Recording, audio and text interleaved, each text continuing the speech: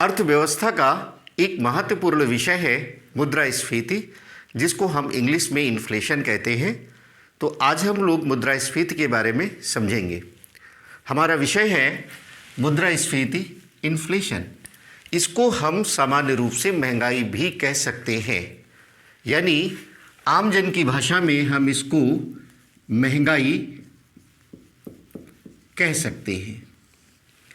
Inflation का, मुद्रास्फीति का जो इंग्लिश वर्ड है इन्फ्लेशन, इसका अर्थ क्या है? इसका अर्थ है फैलाव। इसका अर्थ है, आप इसको वृद्धि कह सकते हैं, प्रसार कह सकते हैं। अब इसका अर्थ क्या है? इसका अर्थ ये है कि वस्तुओं एवं सेवाओं की कीमतों में लगातार होने वाली वृद्धि को हम इन्फ्लेशन कहते हैं। एक सामान्य सा अर्थ इसका है। आप इसको नोट कर सकते हैं कि वस्तु प्लस सेवाएं, इनके मूल्य में एक बात ध्यान रखना है, मूल्य में वृद्धि नहीं, हमने कहा है कंटिन्यूअस ग्रोथ, निरंतर वृद्धि। निरंतर वृद्धि को हम मुद्रास्फीति कहते हैं, इन्फ्लेशन कहते हैं। अगर इसके हिंदी शब्द पर हम बात करें मुद्रास्फीति, तो इसका शाब्दिक अर्थ क्या है, इसको भी समझने की आवश्यकता है। इसका शाब्दिक अर्थ है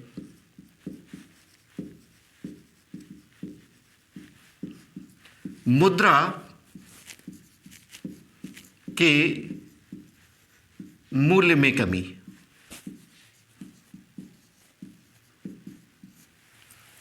मुद्रा के मूल्य में कमी का अर्थ ये है कि जो मुद्रा है उसकी परचेजिंग पावर कम हो जाती है, उसकी क्रय शक्ति कम हो जाती है। इकोनॉमी में आपको टर्मिनोलॉजी पर विशेष ध्यान देना होता है। तो मुद्रा के मूल्य में कमी का मतलब है कि मुद्रा की क्रय शक्ति कम हो जाती है।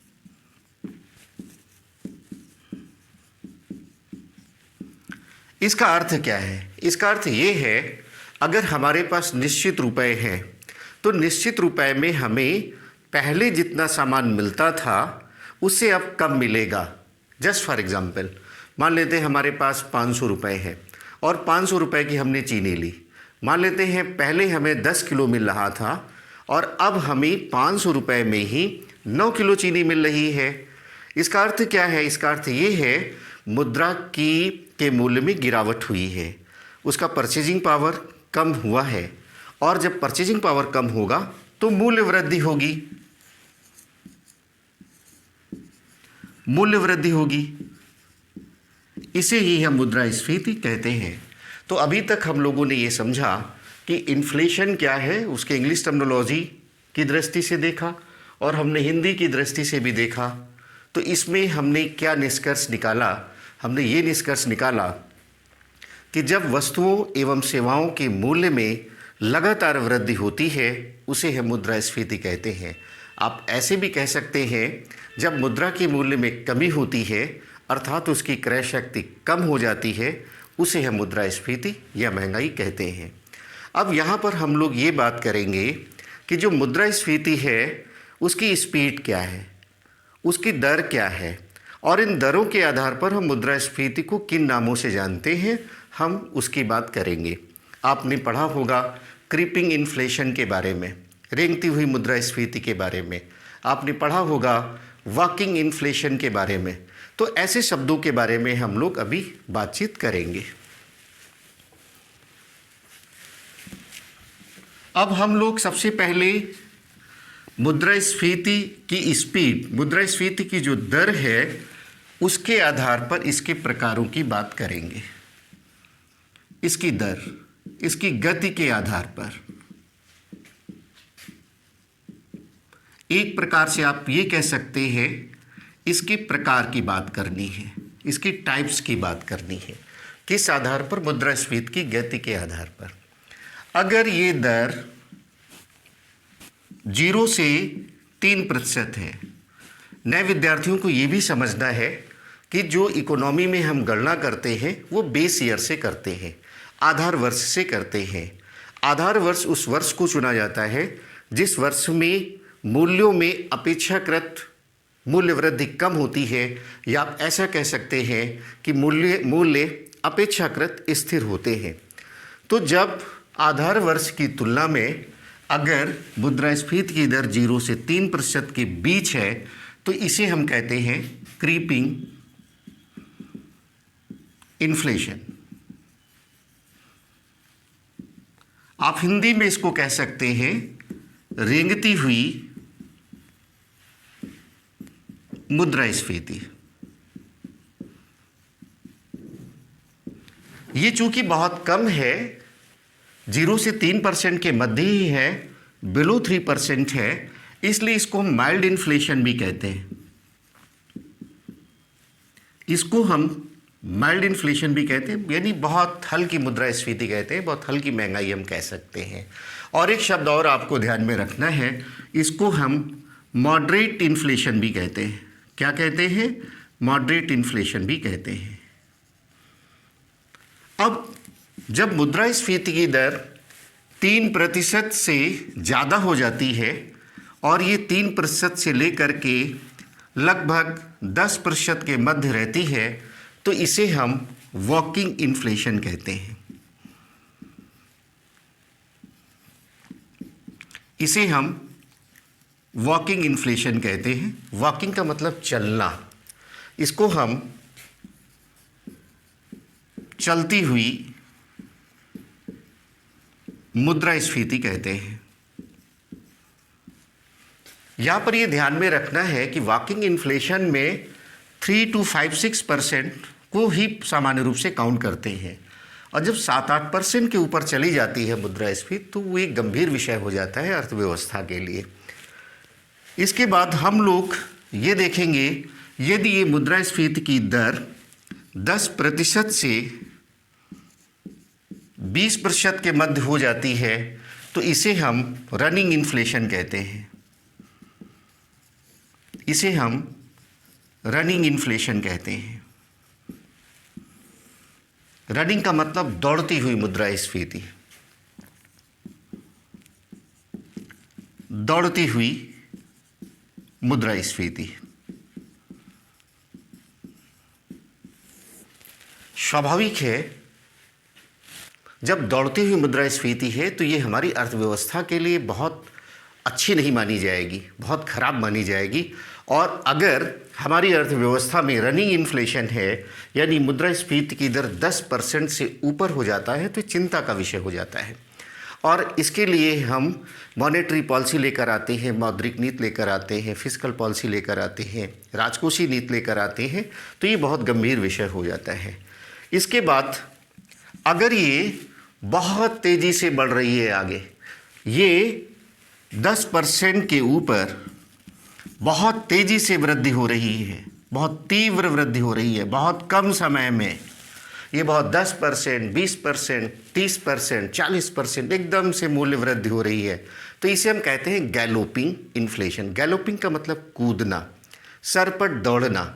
तो गैलोपिंग, जैसे किसी वस्तु की कीमत आप गए कि कल आपने बाज़ार में देखा कि 100 रुपये किलो है, 2 दिन बाद वो 125 रुपये किलो हो गया, यानी 25% की वृद्धि हो गई। अगले दिन गए आपको 150 रुपये में वो वस्तु मिली, वो 50% की वृद्धि हो गई। अगर ऐसा है तो उसे हम कहते हैं गैलोपिंग। बहुत इंपॉर्टेंट है, आप नोट करेंगे, इन्फ्लेशन। इसको हम कहेंगे कूदती हुई मुद्रास्फीति। स्वाभाविक है, अर्थव्यवस्था में अगर ऐसी स्थिति आती है तो बहुत गंभीर आर्थिक परिणाम हो जाते हैं, ये कहीं से भी अच्छी नहीं होगी। अभी हम लोग ये भी बात करेंगे कि इन्फ्लेशन क्या हमारी अर्थव्यवस्था के लिए अच्छा होता है, मूल्य वृद्धि क्या अच्छा होता है या खराब होता है। अगर वो अच्छा होता है तो कितने प्रतिशत तक मूल्य वृद्धि होना चाहिए, इसकी भी बात अभी हम लोग करेंगे। इसके बाद एक और आपको जानना है टर्मिनोलॉजी, वो है अगर मुद्रास्फीति की दर 3 अंकों में हो जाता है, 3 डिजिट में हो जाता है, यानी बहुत तेज़ी से बढ़ते बढ़ते वो 50, 60, 70, 80, 100 के ऊपर निकल जाता है, तो उसे हम कहते हैं हाइपर इन्फ्लेशन। क्या कहते हैं हम? Hyper inflation. हाइपर इन्फ्लेशन, इसको हम अतिस्फीति कहते हैं। इसको हम अतिस्फीति कहते हैं। स्वाभाविक है कि अब वस्तु की कीमत आप रातों रात 100 गुना, 200 गुना, 1000 गुना वृद्धि हो जाती है। तो इस समय जो पेपर करेंसी है, जो पत्र मुद्रा है, जिसको हम लोग यूज़ करते हैं नोट के रूप में, उसकी वैल्यू ख़त्म हो जाती है। और ऐसे समय में क्या होता है, उस देश की जो पेपर करेंसी है उसकी डिमांड कम हो जाती है, उसका मूल्य कम हो जाता है, उसकी परचेजिंग पावर कम हो जाती है और अर्थव्यवस्था की बहुत बुरी स्थिति हो जाती है। आप 1-2 देशों के उदाहरण भी लिख सकते हैं, वहाँ पर हाइपर इन्फ्लेशन आया था, जैसे वेनेजुएला। वेनेजुएला आपने अभी कुछ वर्ष पहले जिम्बाब्वे में ऐसी स्थिति देखा, अफगानिस्तान में भी हमको देखने को मिला। यहाँ स्थिति ये हो जाती थी कि लाखों रुपए मूल्य की करेंसी छपने लगती थी। लोग ढेर सारा रुपया लेकर जाते थे और छोटा सा सामान, छोटी मात्रा में सामान लेकर आते थे। वहाँ की करेंसी की कोई मूल्य नहीं रह जाती। तो हम लोगों ने अभी तक जो समझा है वो मुद्रास्फीति या महंगाई किसे कहते हैं, और महंगाई की गति के आधार पर हम लोगों ने क्रीपिंग इन्फ्लेशन के बारे में, वॉकिंग इन्फ्लेशन के बारे में, रनिंग इन्फ्लेशन के बारे में, गैलोपिंग इन्फ्लेशन के बारे में और हाइपर इन्फ्लेशन के बारे में बात किया। अब हम ये बात करेंगे कि अर्थव्यवस्था के लिए क्या मुद्रास्फीति होनी चाहिए, महंगाई होनी चाहिए। तो आप तकनीकी दृष्टि से इस बात को समझें कि अर्थव्यवस्था में इन्फ्लेशन एक सीमा तक अच्छा माना जाता है। आप यानी मूल्य में जो वृद्धि है एक लिमिट में अच्छा होता है, आपके एग्ज़ाम में पूछा जाता है, वो आप लिख सकते हैं। जैसे आपने देखा हमारे स्वास्थ्य के लिए क्या अच्छा होता है, रेंगना अच्छा होता है या चलना अच्छा होता है या दौड़ना। लगातार क्या हम दौड़ सकते हैं क्या? बिल्कुल नहीं। लगातार सर हम कूद सकते हैं क्या? बिल्कुल नहीं, स्वास्थ्य के लिए अच्छा नहीं होगा।